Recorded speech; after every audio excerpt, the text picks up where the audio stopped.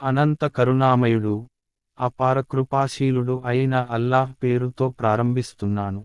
యాసీన్. వివేక విలసితమైన ఖురాన్ సాక్షిగా, నీవు నిశ్చయముగా దైవ ప్రవక్తలలోని వాడవు, రుజుమార్గంలో ఉన్నావు. ఈ ఖురాన్ శక్తిమంతుడు, కరుణామయుడు అయినవాడు అవతరింపజేసినది నీవు ఒక జాతిని హెచ్చరించేందుకు. దాని పూర్వీకులు హెచ్చరిక చేయబడని కారణంగా అశ్రద్ధకు గురి అయి ఉన్నారు. వారిలో అనేకులు శిక్షా నిర్ణయానికి అర్హులయ్యే ఉన్నారు. కనుకనే వారు విశ్వసించటం లేదు. మేము వారి మెడలలో పట్టాలు వేశాము, వాటివల్ల వారు గడ్డాల వరకు బంధించబడ్డారు. అందుకని వారు తలను ఎత్తి నిలుచున్నారు. మేము వారి ముందు ఒక గోడను, వారి వెనుక మరొక గోడను నిలబెట్టాము. మేము వారిని ఈ విధంగా కప్పివేశాము, ఇక వారికి ఏమీ తోచదు. నీవు వారిని హెచ్చరించినా హెచ్చరించకపోయినా వారికి ఒక్కటే, వారు విశ్వసించరు. నీవు హితబోధను అనుసరించేవాణ్ణి మాత్రమే, కరుణామయుడైన దేవుణ్ణి చూడకుండానే భయపడేవాణ్ణి మాత్రమే హెచ్చరించగలవు. అతనికి క్షమాభిక్ష, గొప్ప ప్రతిఫలము లభిస్తాయనే శుభవార్త అందించు. మేము నిశ్చయంగా ఒక రోజున మృతులను బ్రతికిస్తాము. వారు చేసే పనులన్నింటినీ మేము నమోదు చేస్తూనే ఉన్నాము. వారు తమ వెనుక విడిచివెళ్లిన చిహ్నాలను కూడా మేము నమోదు చేస్తూ ఉన్నాము. ప్రతి విషయాన్ని మేము ఒక స్పష్టమైన గ్రంథంలో వ్రాసిపెట్టాము. ఉదాహరణగా వారికి ఆ పట్టణవాసుల గాథను వినిపించు. అక్కడకు దైవ ప్రవక్తలు వచ్చినప్పటి గాథను మేము వారి వద్దకు 2 ప్రవక్తలను పంపాము. వారు ఆ ఇద్దరినీ అసత్యవాదులు అని తిరస్కరించారు. తరువాత మేము వారికి సహాయంగా 3వ అతన్ని పంపాము.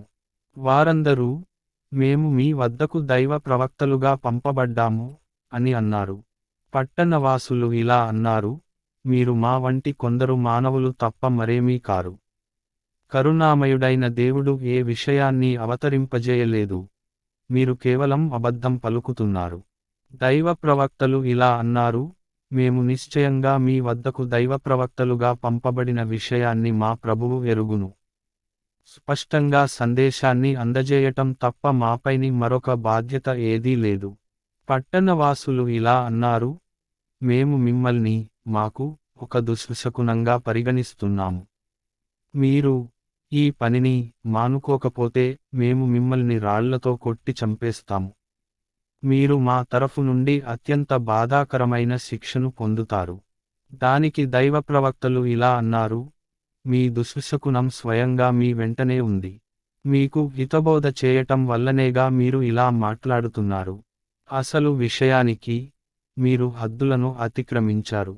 ఇంతలోనే పట్టణంలోని ఒక మారుమూల ప్రాంతం నుండి ఒక వ్యక్తి పరుగెత్తుకుంటూ వచ్చి ఇలా అన్నాడు, నా జాతి ప్రజలారా, దైవ ప్రవక్తలను అనుసరించండి.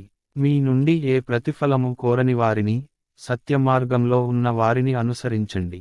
ఎవరు నన్ను సృష్టించారో, ఎవరి వైపునకు మీరంతా మరలిపోనున్నారో, ఆయనను నేనెందుకు పూజించకూడదు? ఆయనను కాదని నేను ఇతరులను ఆరాధ్యులుగా చేసుకోవాలా?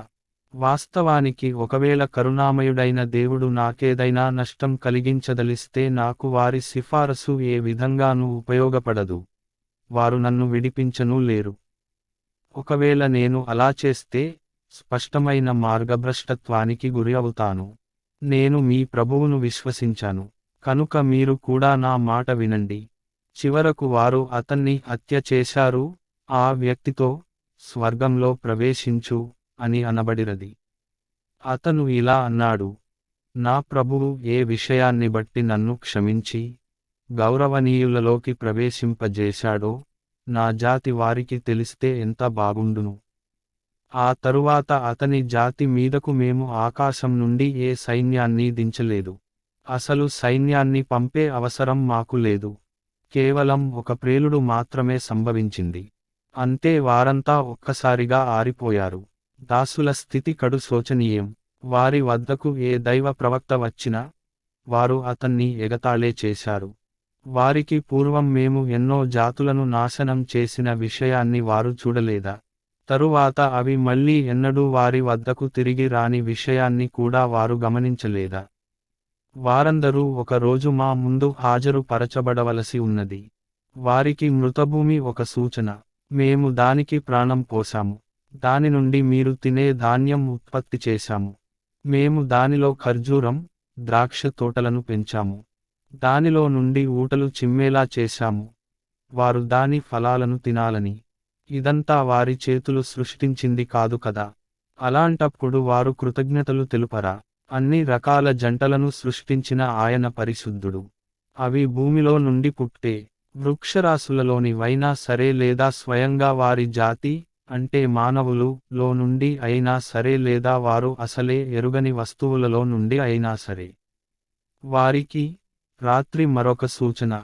మేము దానిపై నుండి పగలును తొలగించినప్పుడు వారిని చీకటి ఆవరిస్తుంది.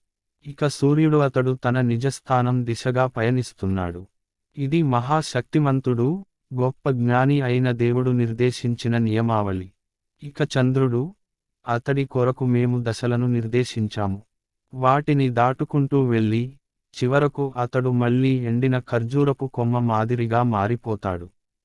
చంద్రుణ్ణి పట్టుకోవటం సూర్యుడి తరం కాదు. అదేవిధంగా రాత్రి, పగలును దాటి పోజాలదు. అవన్నీ వేర్వేరు కక్ష్యలలో తేలియాడుతూ ఉన్నాయి. వారికి ఇది కూడా ఒక సూచనే. మేము వారి సంతతిని నిండు నావలోకి ఎక్కించాము, తరువాత అటువంటి నావలనే వారి కొరకు ఎన్నో సృజించాము. వాటిలో వారు ప్రయాణం చేస్తున్నారు. మేము తలచుకుంటే వారిని ముంచివేయగలము, అప్పుడు వారి మొర ఆలకించేవాడెవడూ ఉండడు.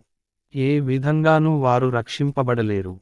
కేవలం మా అనుగ్రహమే వారిని గట్టెక్కించి ఒక ప్రత్యేక గడువు వరకు జీవితాన్ని అనుభవించే అవకాశాన్ని కలిగిస్తుంది. మీకు ముందు రాబోతున్న పరిణామం నుండి, మీకు పూర్వం జరిగిన పరిణామం నుండి మిమ్మల్ని మీరు కాపాడుకొనండి. బహుశా మీపై దయచూపటం జరుగుతుంది అని వారితో అన్నప్పుడు, వారు విని విననట్లు వెళ్ళిపోతారు. వారి ముందుకు వారి ప్రభువు సూచనలలోని ఏ సూచన వచ్చినా దానిపట్ల వారు ఏమాత్రం శ్రద్ధ వహించరు. ఇంకా, అల్లాహ్ మీకు ప్రసాదించిన ఉపాధి నుండి కొంత అల్లాహ్ మార్గంలో కూడా ఖర్చు పెట్టండి అని వారికి చెప్పినప్పుడు, తిరస్కరించేవారు విశ్వసించేవారితో, అల్లాహ్ తలిస్తే తానే స్వయంగా ఆహారమివ్వగల వారికి మేము ఆహారమివ్వాలా? మీరు పూర్తిగా మార్గం తప్పిపోయారు అని అంటారు. వారు, ప్రళయం గురించిన ఈ బెదిరింపు అసలు ఎప్పుడు నెరవేరుతుంది? నీవు సత్యవంతుడవైతే చెప్పు అని అడుగుతారు.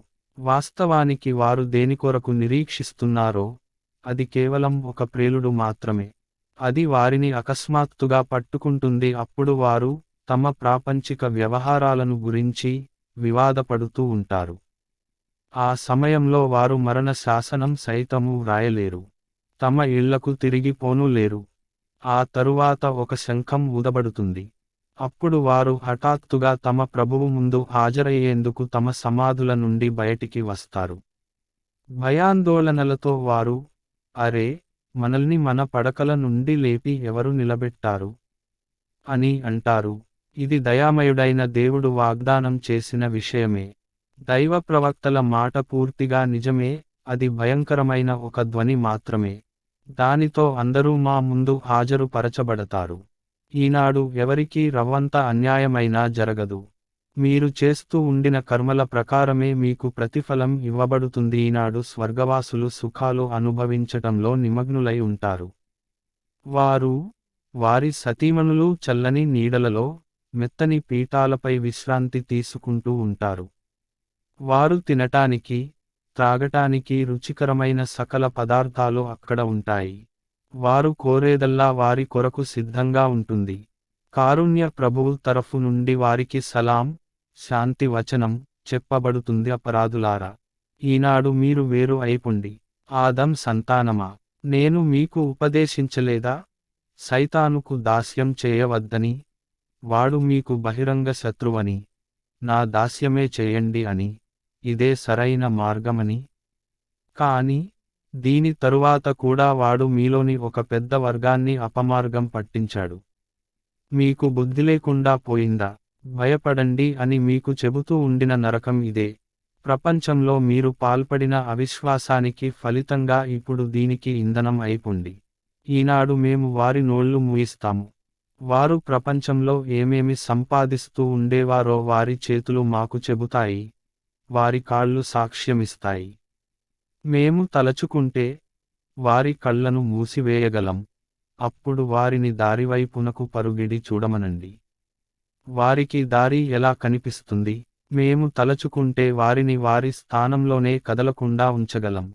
ఇక వారు ముందుకు నడవలేరు, వెనుకకు తిరగలేరు. మేము దీర్ఘాయుష్షునిచ్చే వ్యక్తి స్వరూపాన్నే మార్చివేస్తాము. ఈ పరిస్థితులను చూసైనా వారికి బుద్ధి రాదేమిటి? మేము అతనికి, ఈ ప్రవక్తకు, కవిత్వం నేర్పలేదు. కవిత్వం అతనికి శోభించదు కూడా. ఇది ఒక హితబోధ మాత్రమే, స్పష్టంగా పఠనీయమైన గ్రంథం మాత్రమే. అతను బ్రతికి ఉన్న ప్రతి మనిషిని హెచ్చరించేందుకు, తిరస్కారులకు వ్యతిరేకంగా అభియోగం స్థాపించబడేందుకు. మా చేతులు రూపకల్పన చేసిన దాని నుండి ప్రజలకై మేము పశువులను సృజించాము. ఇప్పుడు వారు వాటికి యజమానులయ్యారు. వారు ఈ విషయాన్ని గమనించరా? మేము వాటిని వారికి ఇలా స్వాధీనపరిచాము. వాటిలో కొన్నిటిపై వారు స్వారీ చేస్తారు, కొన్నిటి మాంసాన్ని తింటారు. వాటిలో వారికి రకరకాల ప్రయోజనాలు, పానీయాలు ఉన్నాయి. అయినా వారు కృతజ్ఞత చూపరేమిటి? ఇవన్నీ వాస్తవాలైనప్పటికీ వారు అల్లాహ్ను కాదని ఇతరులను దేవుళ్ళుగా చేసుకున్నారు. తమకు సహాయం చేయటం జరుగుతుందని వారు ఆశలు పెట్టుకున్నారు. కాని వారు వారికి ఏ సహాయమూ చేయలేరు. అయినా ప్రజలు వారి కొరకు సైన్యం మాదిరిగా సర్వసన్నద్ధులై ఉన్నారు. సరే, కాని నీవు మాత్రం వారు కల్పిస్తున్న మాటలకు బాధపడకు. వారి రహస్య విషయాలను, బహిరంగ విషయాలను అన్నింటినీ మేము ఎరుగుదుము. మేము మానవుడిని వీర్య బిందువుతో సృజించిన విషయానికి అతను చూడటం లేదా? అయినా అతడు బహిరంగ ప్రత్యర్థిగా నిలబడ్డాడు. ఇప్పుడు అతడు మాకు పోలికలు కల్పిస్తున్నాడు, తన పుట్టుకనే మరిచిపోతున్నాడు. పైగా శిథిలమైపోయిన ఈ ఎముకలకు తిరిగి ఎవరు జీవం పోస్తారు అని వాదిస్తున్నాడు. అతడికి ఇలా చెప్పు, మొదట వాటిని సృష్టించిన వాడే మళ్ళీ వాటికి జీవం పోస్తాడు. సృష్టికి సంబంధించిన ప్రతి విషయము ఆయనకు తెలుసు. మీకై ఆయనే పచ్చని వృక్షాల నుండి అగ్నిని సృష్టించాడు. మీరు దానితో కుంపట్లు రాజేసుకుంటారు. ఆకాశాలను, భూమిని సృష్టించగలిగిన వాడు వీరిలాంటి వారిని పుట్టించలేడా? ఎందుకు చేయలేడు? ఆయన మహా నిపుణుడైన సృష్టికర్త అయినప్పుడు, ఆయన ఏదైనా చేయదలచుకున్నప్పుడు దాన్ని కేవలం అయిపో అని మాత్రమే ఆజ్ఞాపిస్తాడు. అంతే, అది అయిపోతుంది.